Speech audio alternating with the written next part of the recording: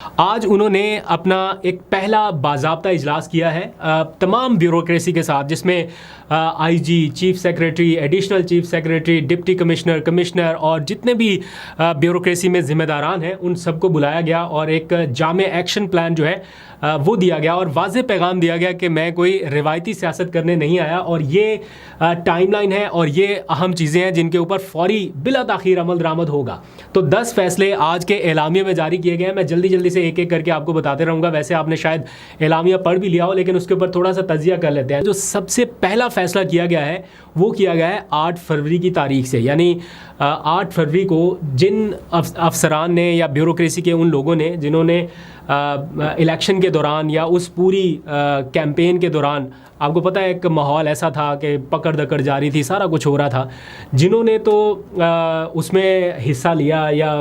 गैर कानूनी कोई इक़दाम किया उनके ख़िलाफ़ सज़ा, और जिन्होंने प्रोटेक्ट किया अवामी मैंडेट को या जिन्होंने उसका एहतराम किया उनके लिए रिवॉर्ड यानी इनाम की पॉलिसी रखी गई है। और ये खुलकर बताया गया कि जिन लोगों ने तो सूबे की रिवायात का ख्याल रखा और पासदारी की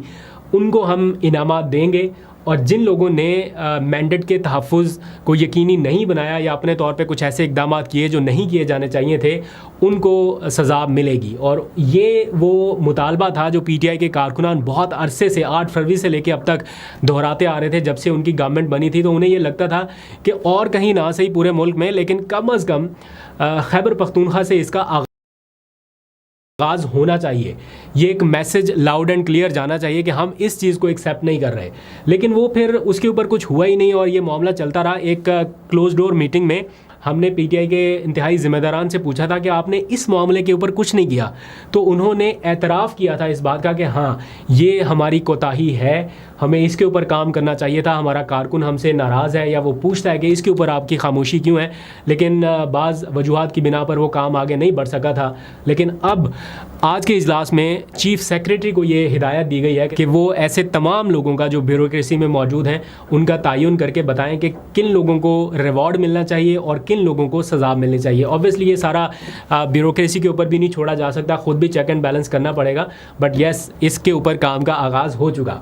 दूसरे मरहले पर जो सबसे पहला एक और काम किया गया वो है करप्शन के ख़िलाफ़ ज़ीरो टॉलरेंस पॉलिसी। ये इमरान खान के मंशूर के बिल्कुल मुताबिक है, यानी करप्शन के ऊपर कोई समझौता नहीं। ये वो एक उनके मंशूर की ऐसी टैग लाइन है जिसको उन्होंने अवाम में अपना बयानिया बनाकर वोट हासिल किया, या अपना पूरा एक नैरेटिव वो इतने सालों से चलाते आए हैं कि करप्शन के ऊपर कोई समझौता नहीं, ना करनी है ना करने देनी है। तो इसके ऊपर कुछ शिकायत इमरान खान साहब तक पहुंच रही थी जेल में, और जेल में रहते हुए वो जिस हद तक हो सकता था कोशिश कर रहे थे कि हम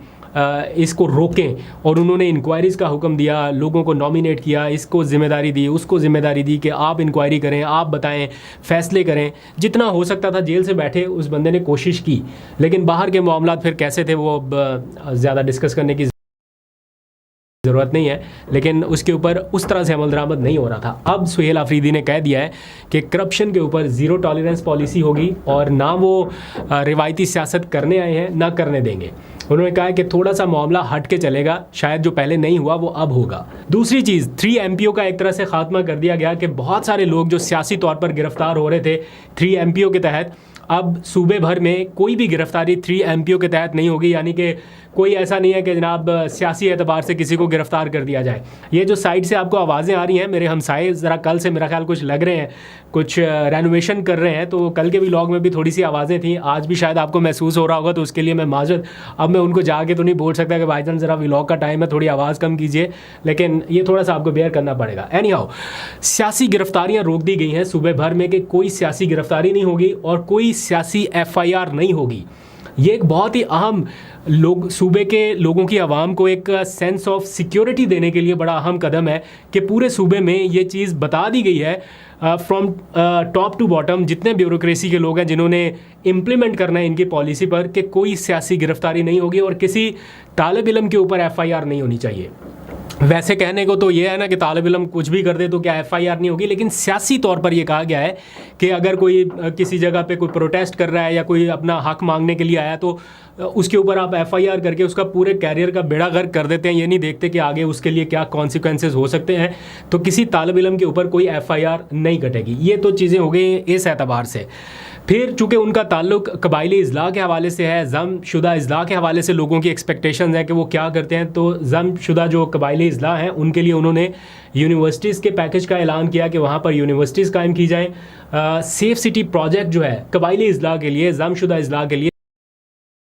सेफ़ सिटी प्रोजेक्ट, यानी जो बिल्कुल ऐसे इस्लामाबाद, लाहौर जैसे इलाकों में देखने को मिलते हैं, वही सारी चीज़ें कबायली इस्लाम में भी नाफिज की जाएँ और साथ खेलों के मैदान आबाद किए जाएँ। मैंने आपको कल या परसों के व्लॉग में बताया था कि तरक्याती फ़ंड जो है उसका अब रास्ता रोका नहीं जाएगा, बल्कि वो जारी किए जाएंगे कि जनाब जो दिखता है वो बिकता है, दिखाएं लोगों को, लगाएं प्रोजेक्ट्स बनाएं, क्या करना है पैसा सेव करके, सरप्लस तो जाएगा वफाकी हुकूमत के पास, आपके पास तो रहेगा नहीं, तो पैसा बचा के क्या करना। तो ये एक वो पॉलिसी है जिसके ऊपर केपी गवर्नमेंट अमल दरामद करने का फैसला कर चुकी है कि जनाब बजट लगाएंगे, लोगों को पता चलेगा कि पैसा लग रहा है, तरक्याती प्रोजेक्ट्स बन रहे हैं। और इसी तरह पेशावर का एक रिवाइवल प्लान जो है आज उसका भी मंजूरी दे दी गई कि एक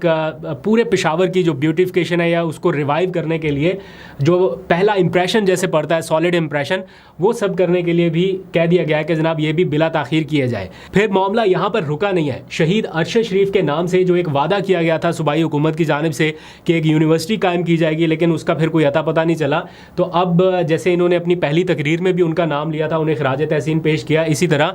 आज के अपने पहले 10 फैसलों में शहीद अरशद शरीफ के नाम से एक यूनिवर्सिटी बनाने का भी ऐलान कर दिया गया कि university of investigative and modern journalism के नाम से यूनिवर्सिटी फौरी कायम की जाए बिला ताखीर। इसमें भी कोई रुकावट नहीं होनी चाहिए, क्योंकि अब वो वाला काम नहीं है कि बनाएंगे, अहकामात देंगे, अब तो ब्यूरोक्रेसी को बिठा के अहकामात दे दिए गए हैं। और मुझे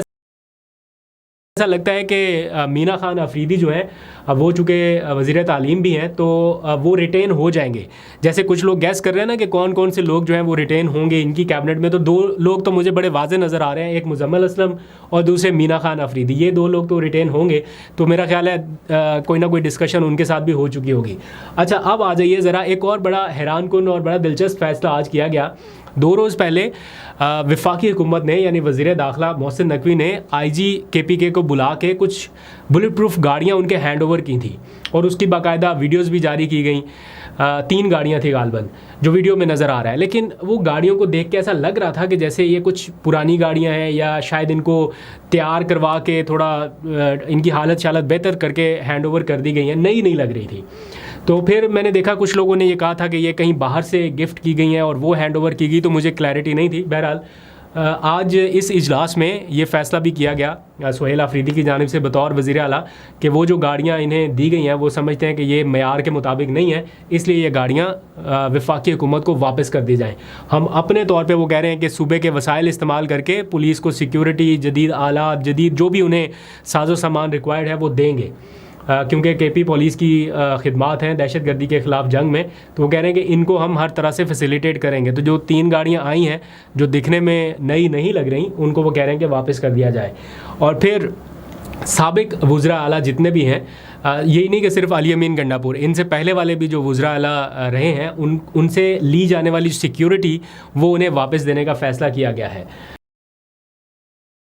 इसके ऊपर बात हो सकती है, बहुत सारे लोग कह सकते हैं कि नहीं, जिनको बहुत टाइम हो गया अब उनको वापस क्या सिक्योरिटी देनी, लेकिन चूँकि उनका ये डिसीजन है उन्होंने इस हिसाब से किया कि ताकि उनकी इज़्ज़त व तकरीम बरकरार रहे तो उनको सिक्योरिटी वापस की जाए, तो ये भी एक डिसीजन किया गया। और फिर आपको पता है कि आज